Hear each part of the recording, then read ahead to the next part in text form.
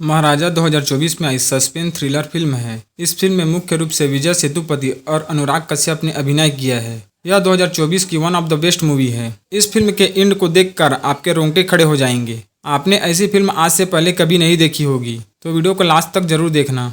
Film की story की बात करें तो महाराजा एक नाई की दुकान में काम करता है। वह अपने मालिक से कहता है, मुझे कल की छुट्टी चाहिए। उसका मालिक उससे पूछता है, क्यों भाई, तुम्हें कल की छुट्टी क्यों चाहिए? महाराजा कहता है, कल मुझे अपनी बीवी और बच्चे के साथ बाजार जाना है सामान खरीदने। उसका मालिक उसे कहता है, ठीक है, लेकिन आज जितने भी कस्टमर आएंगे उनके बाल तुम्हें काटना पड़ेगा। अब हम देखते हैं दूसरे दिन महाराजा एक खिलौने की दुकान पर जाता है और अपने बच्चे के लिए खिलौने देखने लगता है। महाराजा की बीवी दुकान के सामने वाले घर पर अपनी बच्ची ज्योति के साथ बैठी होती है। महाराजा अपनी बीवी से पूछता है, यह खिलौना ज्योति के लिए कैसा है? उसकी बीवी को खिलौना पसंद नहीं आता है और वह मना कर देती है। महाराजा दूसरा खिलौना छांटने लगता है। उतने में एक ट्रक अनियंत्रित होकर उसी घर से जा टकराती है जिस घर में महाराजा की बीवी और बच्चे बैठे थे, और उसकी बीवी की मृत्यु हो जाती है। कुछ सालों बाद हम देखते हैं ज्योति दौड़ कंपटीशन में भाग ली है। वह 10वीं क्लास में पढ़ती है। वह पढ़ाई में कमजोर है लेकिन स्पोर्ट्स पर एक बेहतरीन खिलाड़ी है, जिसके वजह से कोई टीचर उसको पसंद नहीं करती। आसिफा एक पीटी टीचर है जो ज्योति को बहुत पसंद करती है क्योंकि वह स्पोर्ट्स पर सबसे आगे रहती है।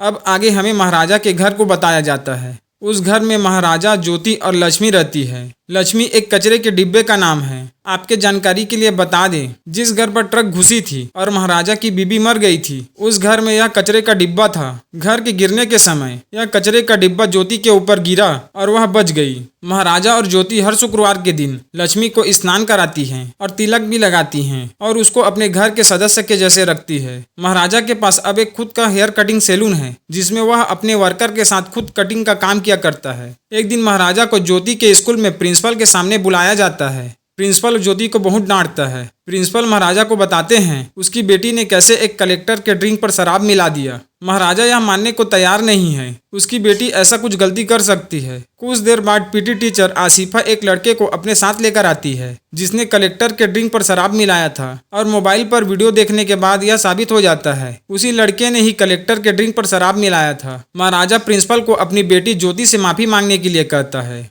क्योंकि उसने बिना गलती के ज्योति को सबके सामने डांटा है। प्रिंसिपल माफी मांगने से मना कर देता है और स्कूल के गार्ड को महाराजा को स्कूल से बाहर निकालने के लिए कहता है। गार्ड महाराजा को पकड़ लेते हैं और उसको खींचकर बाहर निकाल रहे होते हैं। महाराजा एक लोहे के पाइप को पकड़ लेते हैं और जोर जोर से चिल्लाने लगता है, आपने बिना गलती के ज्योति को डांटा है, आपको माफी मांगनी पड़ेगी। महाराजा जिस लोहे के पाइप को पकड़ा है वह पाइप अब मुड़ चुका है, जिसे देखकर प्रिंसिपल डर जाता है और ज्योति से माफी मांगने लगता है। ज्योति से माफी मांगने के बाद महाराजा और ज्योति वहां से शांतिपूर्वक चले जाते हैं। इससे हमें यह पता चलता है महाराजा अपनी बेटी को बहुत प्यार करता है और उसके लिए कुछ भी कर सकता है। कुछ दिन बाद ज्योति स्पोर्ट्स कैंप पर एक हफ्ते के लिए अपने पापा से दूर जाती है। ज्योति महाराजा को कहती है, मैं एक हफ्ते के लिए स्पोर्ट्स कैंप पर जा रही हूँ, आप ठीक से खाना खाना और अपना ख्याल रखना। उसके बाद ज्योति बस में बैठकर स्पोर्ट्स कैंप के लिए निकल जाती है। हम देखते हैं एक रात महाराजा के घर पर खिड़की से एक सांप घुस जाता है। घर का सामान टूटा फूटा है। महाराजा जमीन पर बेहोश पड़ा है जिसके ऊपर से सांप निकल जाता है। अचानक एक कांच का गिलास नीचे गिरता है और वह टूट जाता है। उसके आवाज से महाराजा का आंख खुलता है। अब हम आगे देखते हैं।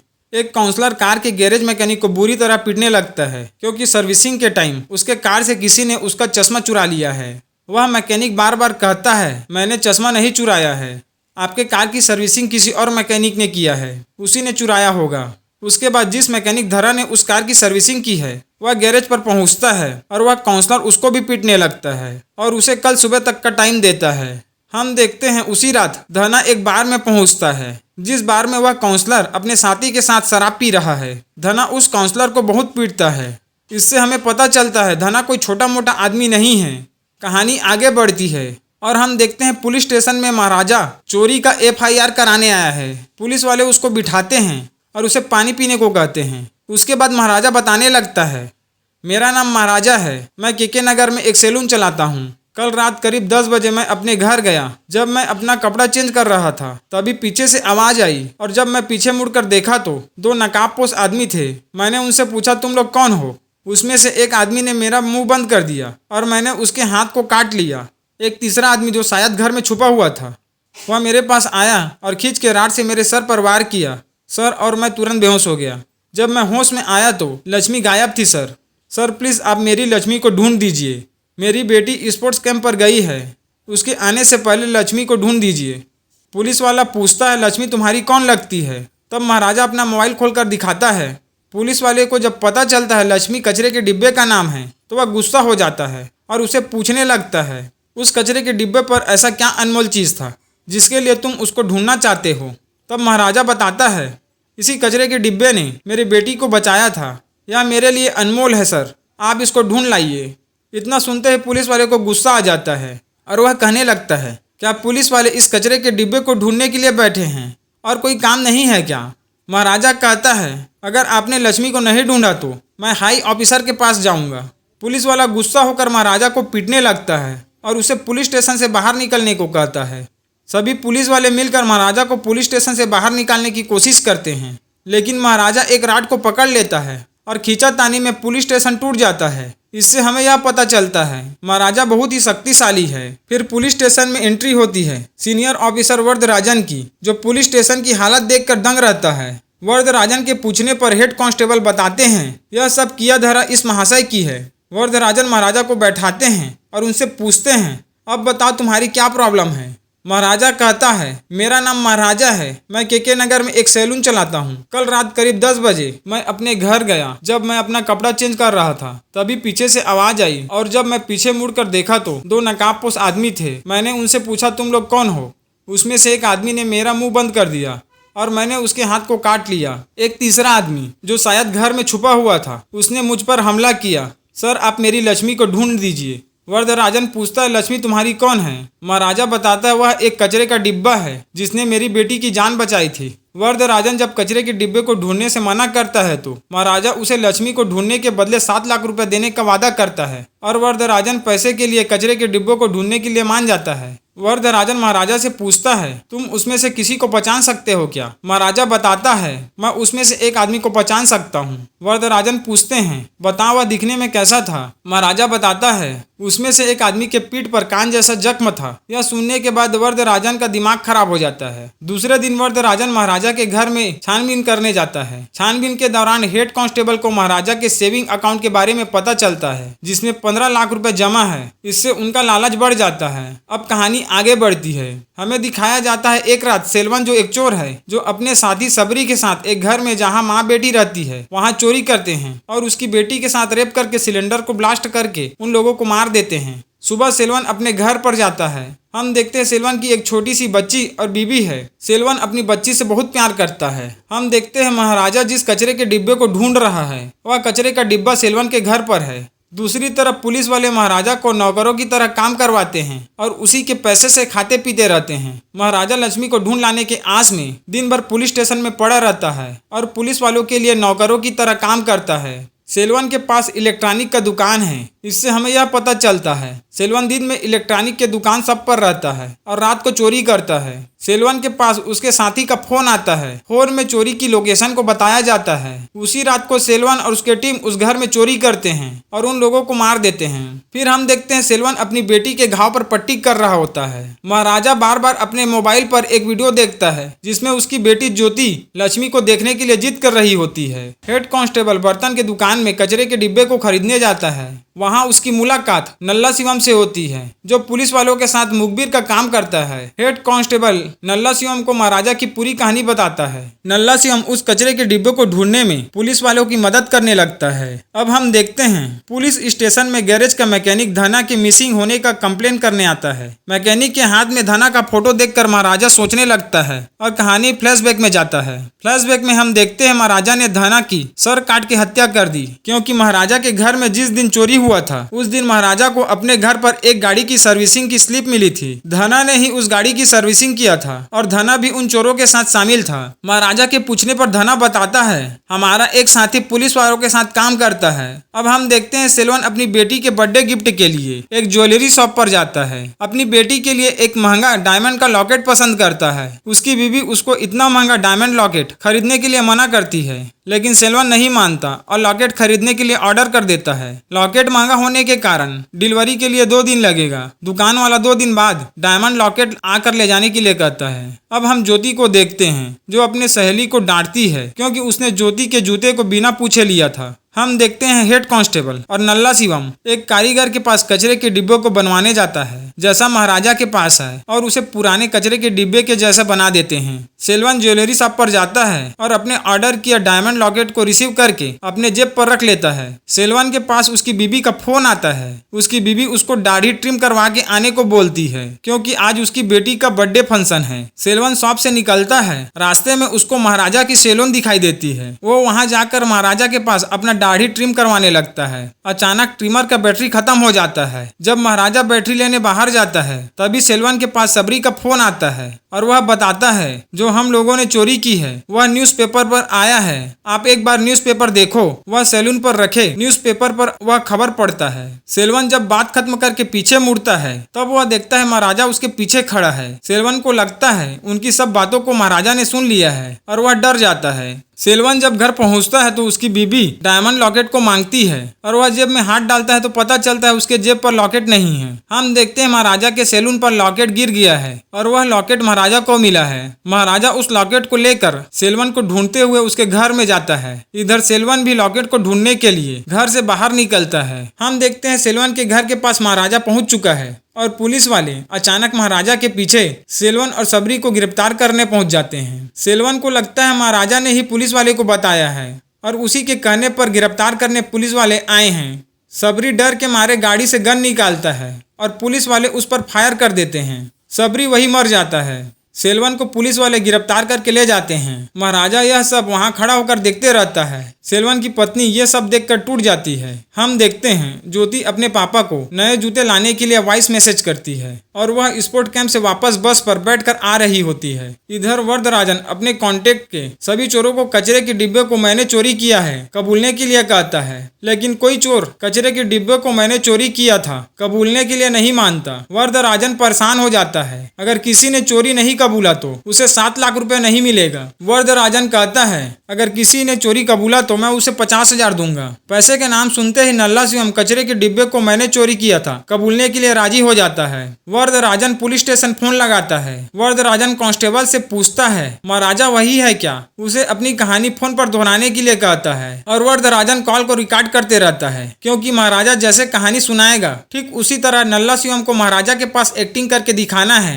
जिससे महाराजा को यकीन हो जाए कि उसी ने कचरे के डिब्बे को चोरी किया था। साथ में हेड कांस्टेबल और नल्ला शिवम भी साथ सुनते हैं। महाराजा फिर अपनी कहानी सुनाने लगता है। कहानी सुनाने के दौरान हम देखते हैं यह सब घटना महाराजा के साथ नहीं बल्कि ज्योति के साथ हुआ है। ज्योति जब स्पोर्ट्स कैंप से आई तो लगभग रात को 10 बज रहे थे। वह घर के अंदर गई और अपना कपड़ा चेंज करने लगी। जब वह कपड़ा चेंज कर रही थी तो नल्ला शिवम और सबरी उसको कपड़ा चेंज करते हुए देख रहे थे। उन दोनों ने ज्योति को पकड़ा और उसके आंखों पर पट्टी बांध दिए। इसी दौरान ज्योति नल्ला शिवम के हाथ को जोर से काट ली और ज्योति को सेल्वन, नल्ला शिवम और धना ने बुरी तरह पीटा। नल्ला शिवम और धना ने ज्योति के साथ बार बार रेप किया और वहां से चले गए। जब ज्योति के साथ रेप हो रहा था तब महाराजा शू शॉप में अपनी बेटी के लिए जूते खरीद रहा था। महाराजा जब अपने घर पहुंचता है तो देखता है ज्योति फर्श पर जख्मी हालत में पड़ी है। अब हम देखते हैं महाराजा पुलिस स्टेशन में कांस्टेबल को कहानी सुनाते हुए जोर जोर से रोने लगा। इससे हमें पता चलता है महाराजा लक्ष्मी को नहीं अपनी बेटी ज्योति के साथ रेप करने वालों को ढूंढ रही है। वरदराजन के साथ नल्ला शिवम भी है। फोन पर महाराजा की कहानी को सुनकर वह जान जाता है महाराजा उन्हें ही ढूंढ रहा है। नल्ला शिवम डर जाता है और कचरे के डिब्बों को चोरी करने से कबूलने के लिए हिचकिचाता है, लेकिन नल्ला शिवम पूरी तरह से फंस गया था और चोरी कबूलने के लिए मानना ही पड़ता है। अब हम देखते हैं ज्योति जिंदगी और मौत से अस्पताल में लड़ रही है और लक्ष्मी ज्योति के ही पास अस्पताल में है।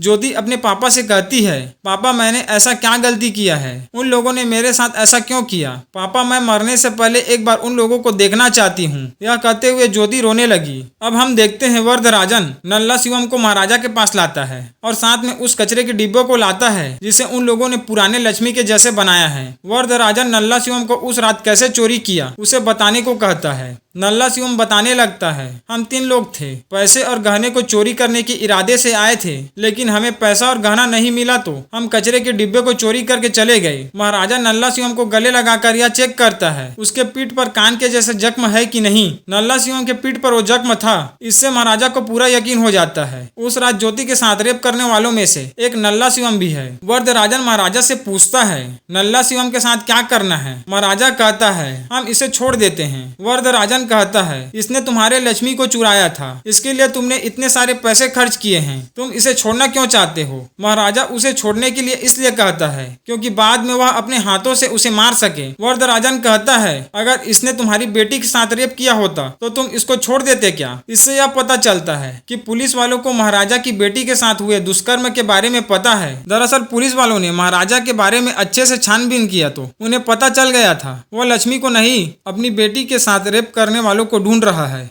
वरदराजन महाराजा को एक चाकू देता है और नल्ला शिवम को मार देने को कहता है। महाराजा नल्ला शिवम के गले को काट कर मार देता है। वरदराजन हेड कांस्टेबल से पूछता है तीसरा अपराधी का पता चला क्या। हेड कांस्टेबल कहता है अभी वह एक कंस्ट्रक्शन साइट पर है। महाराजा कंस्ट्रक्शन साइट पर जाता है और सेल्वन के गुंडों को पीटने लगता है। महाराजा जब सेल्वन को देखता है तो उसे यकीन नहीं होता। कुछ सालों पहले यह तो उसके सैलून पर आया था, इसी ने ज्योति के साथ ऐसा दुष्कर्म किया है। हम आपके जानकारी के लिए बता दें सेल्वन और उसकी टीम महाराजा के घर में महाराजा को मारने गया था क्योंकि सेल्वन को लगता है महाराजा ने ही पुलिस वालों को चोरी के बारे में बताया है और उसी के वजह से उसे जेल जाना पड़ा था। वह महाराजा को मारकर बदला लेना चाहता था, लेकिन महाराजा उस रात अपनी बेटी के लिए जूते खरीदने के लिए शू शॉप पर था और उसी रात ज्योति स्पोर्ट्स कैंप से वापस घर आई थी और सेल्वन और उसकी टीम ने ज्योति के साथ रेप किया। अब हम देखते हैं महाराजा और सेल्वन दोनों के बीच लड़ाई होती है। लड़ाई के दौरान महाराजा सेल्वन का पैर तोड़ देता है। सेल्वन महाराजा से कहता है यह जख्म तो कुछ दिनों में भर जाएगा, पर मैंने तुझे जो जख्म दिया है उसका दर्द जिंदगी भर रहेगा। तू अपनी बेटी को देख देख के रोएगा। इतना कह के वो हंसने लगता है। हम देखते हैं आसिफा ज्योति को लेकर कंस्ट्रक्शन साइट पर आती है।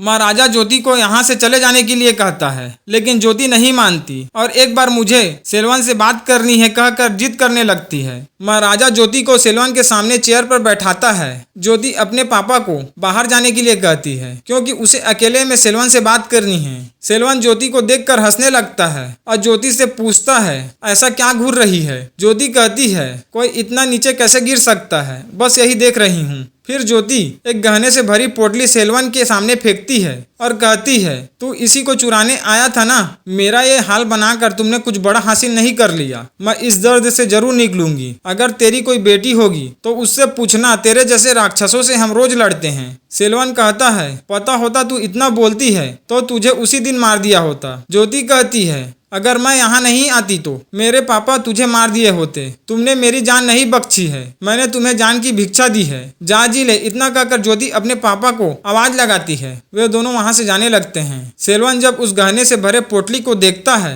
तो उसमें वही डायमंड का लॉकेट रहता है जो उसने बचपन में अपनी बेटी के लिए लिया था। डायमंड लॉकेट को देखकर सेल्वन दंग रह जाता है और कहानी फ्लैशबैक में जाती है। हमें कहानी में दिखाया जाता है जब सेल्वन जेल में था तो महाराजा, उसकी बीबी और ज्योति सेल्वन के घर पर सेल्वन की बीबी को उस लॉकेट को लौटाने के लिए गए थे। सेल्वन की बीबी यह पाप की कमाई से लिया गया है कह के उस लॉकेट को मंदिर में दान करने के लिए कहती है। वे लोग अभी जिस घर में बैठे हैं उस घर के सामने एक खिलौने का दुकान है। महाराजा की बीबी सेल्वन की बेटी के लिए खिलौना खरीद लाने के लिए कहती है। महाराजा उस दुकान में जाता है और खिलौने छांट रहा होता है। उतने में एक ट्रक आता है और उस घर में घुस जाता है जिसमें महाराजा की बीबी ज्योति और सेल्वन की बीबी बच्चे बैठे थे। घर के टूटने से महाराजा की बीबी ज्योति और सेल्वन की बीबी मर जाती है और सेल्वन की बेटी उस कचरे की डिब्बे लक्ष्मी के वजह से बच जाती है। अब हम देखते हैं कहानी फ्लैशबैक से वापस वर्तमान टाइम पर आती है। जब महाराजा ज्योति को लेकर जा रहा होता है तब सेल्वन उस जख्म को देख लेता है जो जख्म उसकी बेटी पर बचपन में थी।